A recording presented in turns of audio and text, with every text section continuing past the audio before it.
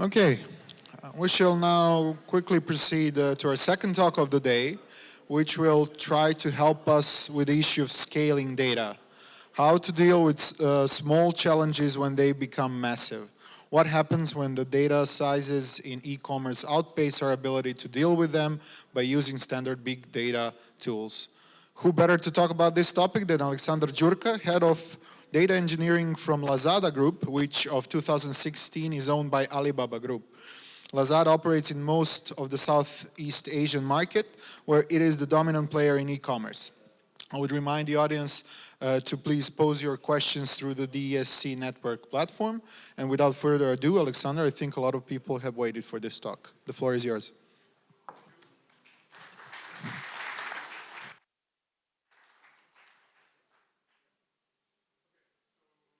First of all, I'd like to thank the organizers and Institute of Contemporary Sciences for inviting me and giving me the opportunity to speak here.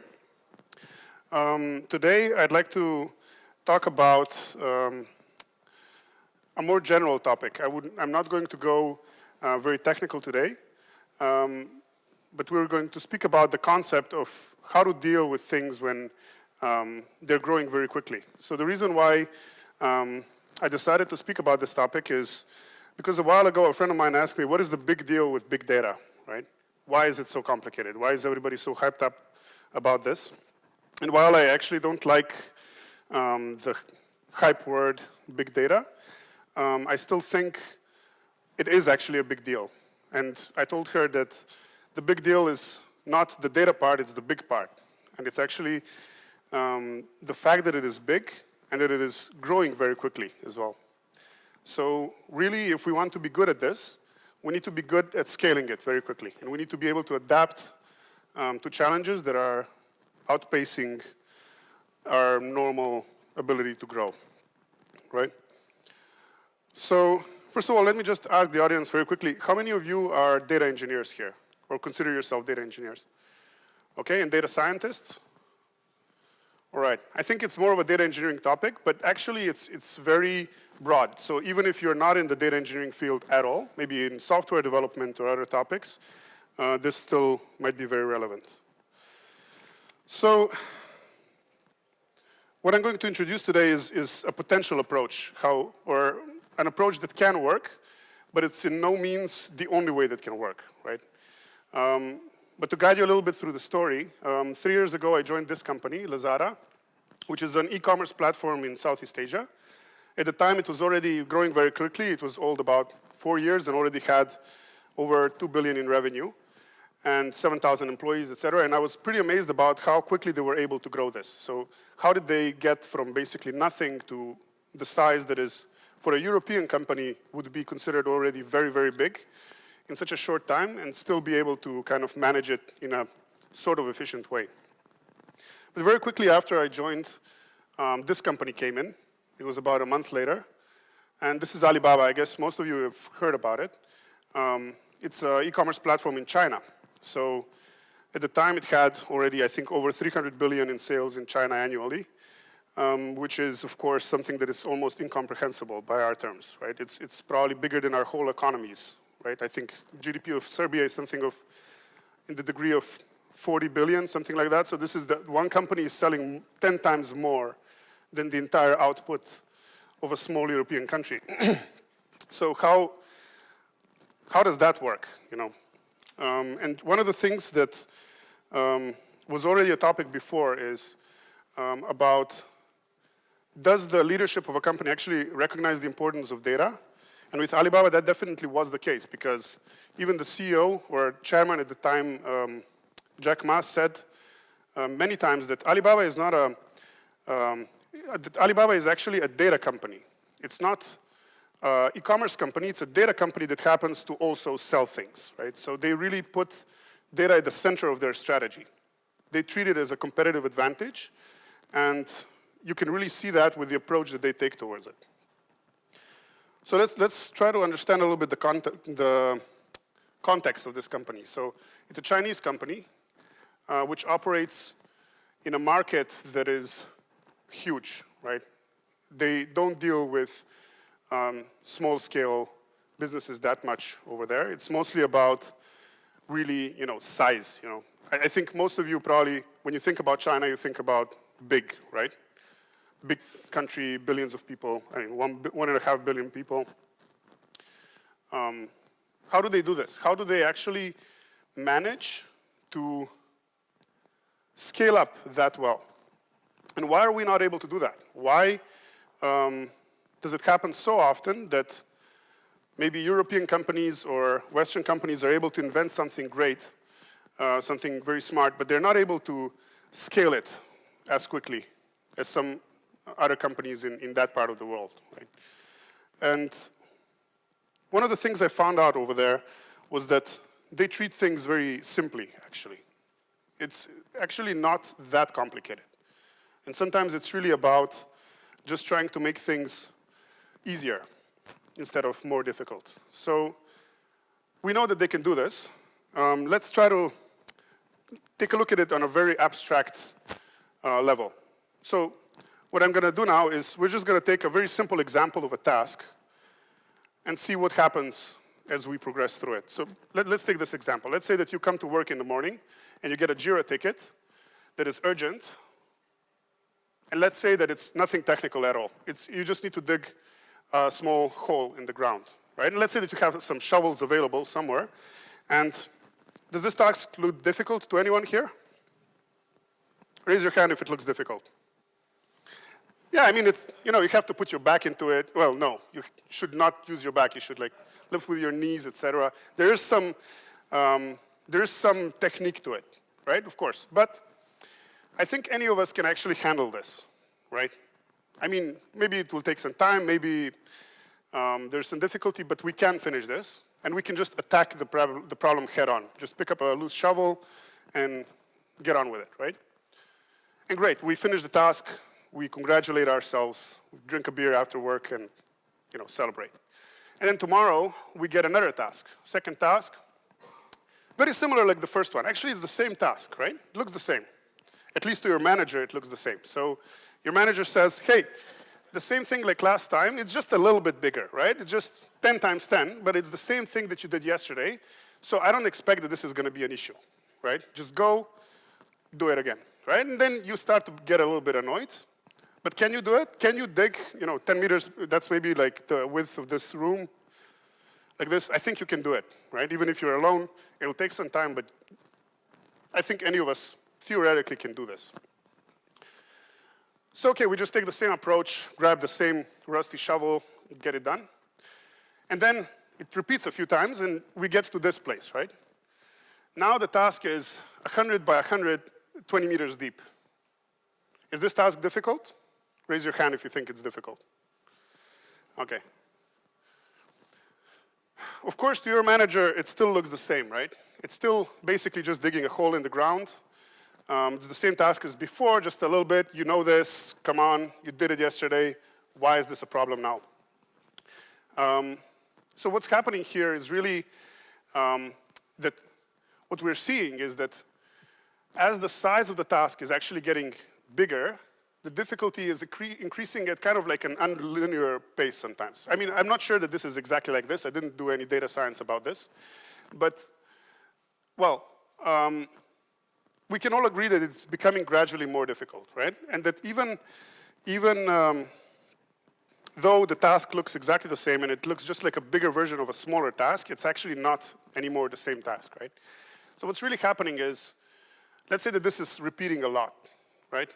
So you start here, you slowly, you get tired a little bit, you get some blisters, your back starts to hurt, start to get annoyed a little bit, and at some point you basically do a switch, right? So you invest in a better tool. Let's say you get a Caterpillar excavator, right? So you say, okay, I'm going to buy this to make my job easier, and then you're going to spend some time here and some money and reduce the complication of this task. But the task can keep growing, right? So at some point, you're going to need some bigger, let's call them some big guns. You're going to need artillery support or whatever. I don't know. You need a really big excavator, right? Now you're basically digging some kind of coal mine or something, right? So again, you need to throw away the old one or do whatever with it.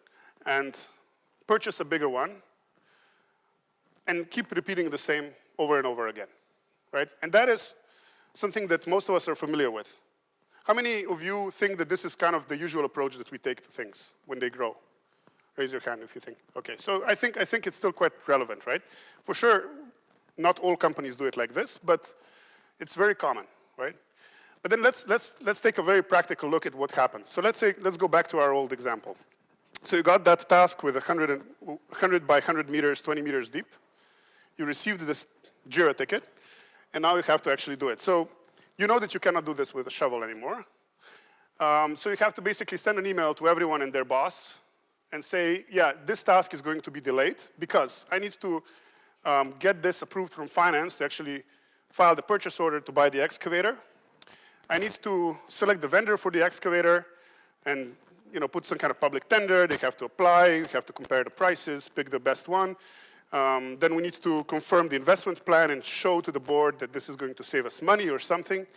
And then you have to train the staff to actually do this. And it's going to be, it's going to be a big hassle, right? It's going to take a long time, and it's going to delay your simple task by maybe 5, 6 months or more or less, but quite a lot, right?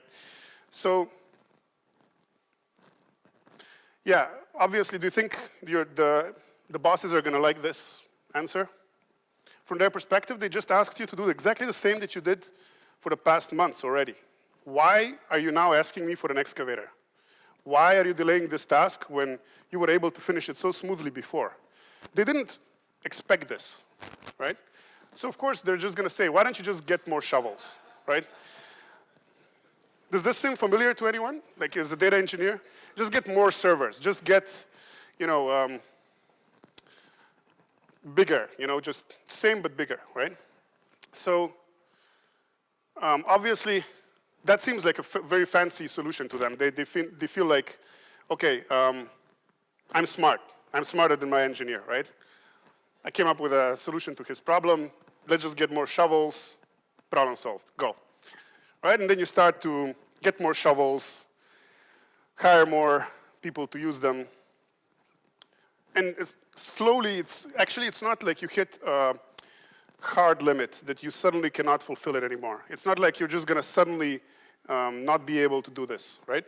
It's actually gradually becoming first it's easy, then it starts to become a little bit annoying, then you start to hate your job because you didn't expect to be, managing this many people or dealing with this kind of problems, and you need to deal with things that are kind of, diminishing rate of return. Are you familiar with this? So as you grow, even though you can buy more shovels and hire more people, that each next person that you add is not going to add the same amount of productivity that the first one did. So it's going to get more and more complicated. And it's at some point when you have 1 million people with a shovel employed in your company, the whole thing is just going to collapse, right? Because, I don't know, maybe your whole country ran out of people to dig. I don't know. But essentially, you know that this is not going to work, right? So at which point do you actually give up, right? When do you say, hey, just buying more shovels is not going to help, right? So really, what I'm saying here is the bigger version of the small task, first of all, it's not the same. It's not the same task anymore. It's a completely different task, right? And you cannot just grow your solution. You can grow the problem can grow. The problem will grow. We all know that in data engineering and data science that our data sizes are growing exponentially, that our businesses are growing fast, et cetera. So if you add the speed of the growth of the data and the speed on top of the business growth, your problem is going to grow very quickly, right? You need to be ready for this. So let's go back to this one, right? Let me ask you one question. What do you think? So here I was using a shovel. Here I'm using this caterpillar, and here I'm using and at some point I'm using this monstrosity of a thing that can destroy mountains, right? What did I learn from using a shovel that is applicable for using this? can I take the shovel guy and ask him to drive this? Not really, right? Is the approach that I'm taking similar in any way, actually? It's a completely different thing that I'm doing. So the learning is actually limited. And now it might sound to you that I'm advertising something that is pretty opposite to what we're used to, because I think the approach was usually, yes, let's try to be agile and iterate and like slowly scale, etc. Now I'm actually saying something different, right? And that's why I also said before that this is not something that is generally applicable always, right? But this is something that I really saw an example where it really worked, and this is what I want to share with you, right? So first of all, we don't need to buy this already in the beginning when we have a 1 meter hole to dig, right? It doesn't make sense either, right? But what we do need to do is make sure that this part here takes the least amount of time possible. That's really the part that we need to work in our organization, because even if we are really good in solving this task here, if we're going to lose a lot of time here, then we've essentially failed, right? And this is basically what's happening in China all the time. So for example, let's say that you invent some new sunglasses, right? Beautiful design, etc., and it becomes popular, right? And in China, it's going to become popular fast. It's a very big country. So you might face yourself with 10 million orders on day 2, right? And even though you've designed a beautiful pair of sunglasses, but if you're not able to deliver that, you've basically failed. And the initial thing that you did was useless, because the next guy is going to come in and he's going to do it better and like, yeah, thanks for the nice design, but you're not going to take home the money from this, right? And if you're not able to do this well, then you're basically surrendering your solution, right? You're basically not going to be able to capitalize on your advantage. So what does this really mean? And now I'm talking a little bit more about maybe bigger companies, right? What does this mean for the way you work, actually? First of all, right? So usually, most companies, and I saw this also in the comparison of Lazada versus later when Alibaba came, was that we used to do things like this. We had a small team that was managing the Hadoop cluster, let's say, right?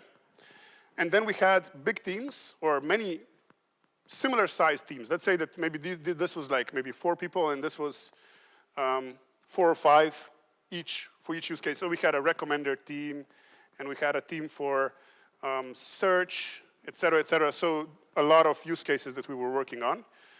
And these guys were sometimes asking for things from the tool developers. So again, now I'm not really focusing on data engineering specifically, but let's say that these guys are the ones that are upgrading our toolkit from the shovel to the excavator, and these are the guys who are actually working on the problem itself, right?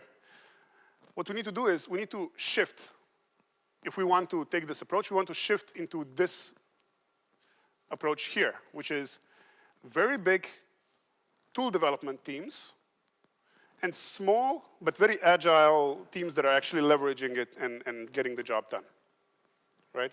So specifically, for data engineering, what we did is that we spent a lot of time and energy into developing a very capable, powerful, agile, scalable, full of features, bells and whistles and everything, data platform. And then one guy here can do the job of 5 people here in half the time, right? Because this here is already cleaned up. So really, we refocused our attention. We stopped worrying about the use case. We did not. We basically told, if we go back to this slide, right? How would it look effectively, right? When we received this task, the team in Alibaba would usually say, no, we're not doing this. Why not? Because it's too small. Why am I going to do this, right? It's not worth my time. Instead, I'm going to already start working on thinking about this. And once you reach out to me with this task, I'm going to actually get started on it, right? So that was kind of the approach, right? But if you don't think, and if the manager says, yeah, but I'm not sure that this task is really going to grow so much, and then they ask, but then why are you doing it? Why are you doing it if it's not going to grow? Why do you even bother doing something that is so small that, and it's never going to grow? What's the point? Just focus on the big use case, right? Focus on the big problem first, right? So going back to this, right? Now, at this point, I'm going to stop with the abstract cases, and I would just like to go a little bit more specific, right? Because in the end, this is a data science conference. So I'm going to give you some maybe ideas of what you can do to actually, specifically in the data engineering context, deal with this, and what we did, right? So very simply put, a data platform is essentially a box where data comes in, then there's some kind of data model inside, and then data goes out and is being used, right? Just let's try to use this framework, right? Very simple. Then we said like this. So first of all, the goals of our new data platform is going to be this. We're going to include all the data, right? In the past, because we had this setup, let's say that the recommender team would say, hey, I need customer behavior, I need sales, etc. And then we would go and say, okay, we need this from this system and this from the other system, etc. We don't do this anymore. We just include absolutely everything, right? Everything that is available, we put everything in there, right? And we put it all into the data platform in real time. Why? Because you don't know. Maybe you're going to need it in real time, maybe you won't. But why not, right? Just do it in real time. Second, inside this box, data model, you focus on 3 goals. One is the usability. So are people actually able to use your data? To give you an example, we have, and I'm not overstating, millions of tables of structured data in here, right? Millions, right? So you need to think about this as well, right? This kind of things. How are people actually even going to find your table? I mean, how are they going to know what's inside? Are they going to ask you, right? Do you know? I mean, it's, usability, right? So, and also inside the usability box, we also mean data is clean, data is, accurate. And then stability, right?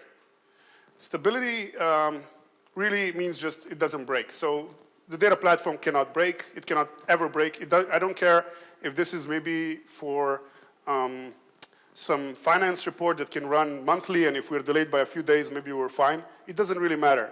It cannot break ever, and it cannot even break for an hour, right? So it has to be absolutely stable. And 3, efficiency means that, of course, we still are cost savvy, so we don't want things to be too expensive.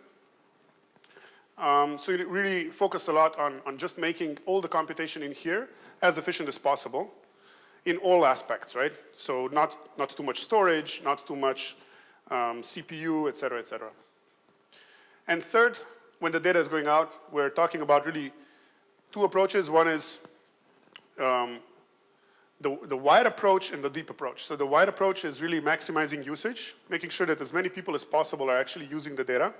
And 2, that they're getting the maximum utility out of it, so that they're able to gain some benefit for the company.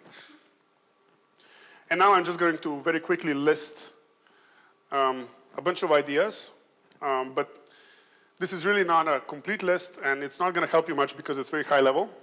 You can ask me more later. I'll be happy to explain. But essentially, the way it looks is that if you have some source, so let's just call this source, right? You have data sources, you have data consumers, and in the middle you have essentially what's a data warehouse, right? It's a data warehouse structure of a,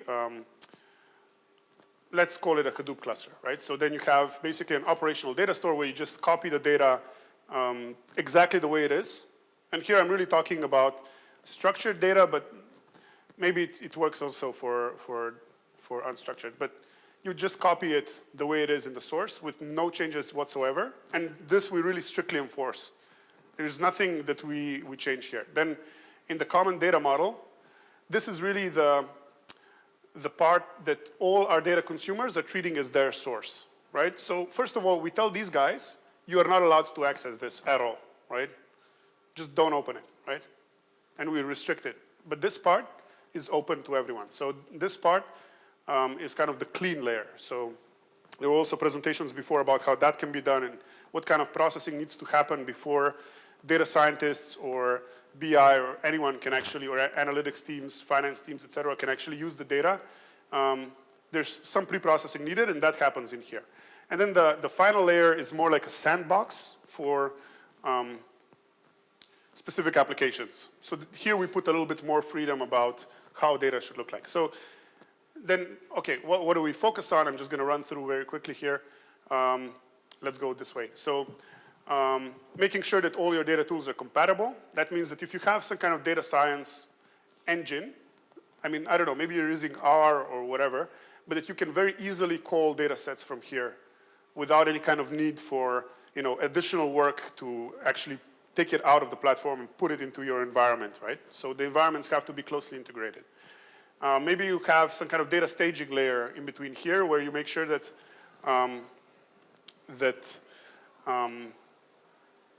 because we all know that Hadoop is not very performant when you want to query data, you need to put it somewhere where you can very easily access it. Then you need to have access controls on column level, right? This is something that might sound like a technical challenge, but you need it. Why? Because let's say that you have a table with customer data, and one of the columns is name, surname. You obviously cannot give this to everyone. So how do you actually make sure that this table is still usable despite the fact that it has sensitive data inside it? So you can just use some kind of labeling and say, okay, this is PII, personally identifiable information, and you cannot access it, so you just block the particular columns, but not the whole table, right? This part here has to be heavily standardized with clear naming conventions, right? So you have to, the table names actually have to make sense. It's not going to be like test table new 2, right? This kind of stuff is basically not allowed, right? Even the platform itself will not allow you to create this table, right? The data model, so everything in here needs to have 2 versions. One is the batch version, and the other one is the real-time version. This is a bit new, but it can also be done, right? Then all the source logs have to be collected in real time. That's what I mentioned already before. Then, you know, when we're talking about syncing the source data into the data platform, you often encounter things like network capacity issues or some kind of, you know, throughput, et cetera. So you really need a tool to manage this, right?